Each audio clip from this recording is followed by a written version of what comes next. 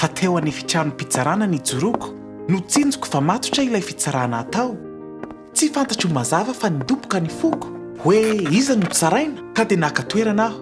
Inzany anefa henoko amin'ny feonanako ako nanonona ny anarako fa re mazava tsara nangina ny efitrano ny kotaba rehetra ny ato ny antso ahy indray ilay teo akaiky ny pitsara dia roso aho ka nanatona nizotra teny aloha na mbola tsy te fantatro ny zavatra hitranga nisy feo mahery sy namaky teny koa nanonona niditrako no sady ny apanga voalaza tao ny lainga sy fialonana miavosa ny fahalotona rehetra sy ny ratsy natao ny fitiavantena sy ny sotsy voatontosa fahotana maro tamin'izao tontolo izao natolo ny ay avy eo ilay valona taratasy misoratra ao reo eloka izay tsisy nanalana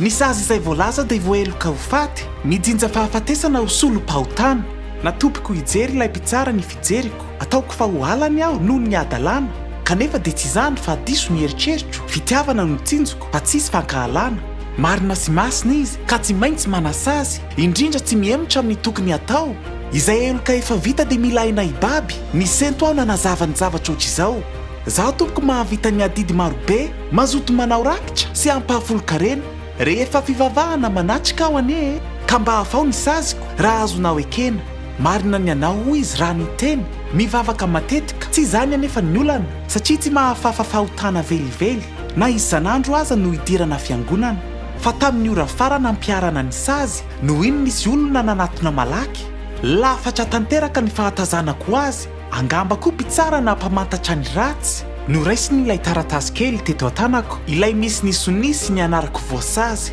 avy eo dia notsipiny ho takona ny anarako ary dia naveriny nadika teo ny azy nitodika tamiko izy nanotany moramora sitrakao ve ny fanomezana atolotro nirotsaka tomany aho ny foko no voadona eno iaho namaly sy nanaikitra ny molotro nijery ahy tampitiavana ny sento koa mahalana fa vonona iza no nitra ireo ratsiko efa vita izy mihitsy no isolo vaika ny ankalana nanaiky fahafatesana na mbola tsy naditra ry raiko be fitiavana hoy izy nanambara aoka hozakaiko reny ny sazy ny rehetra rehefa vita izay dia nibaiko ilay pitsara no fatorana izy no vonoina tsy nitsetra